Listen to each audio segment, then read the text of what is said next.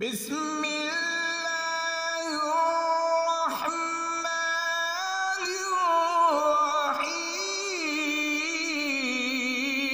الرحيم قل أعوذ برب الناس ملك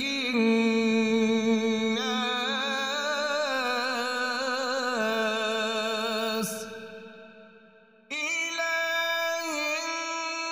الناس من شر الوسواس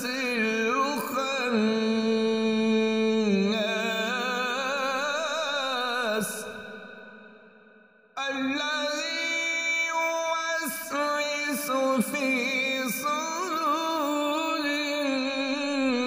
الناس من الجنة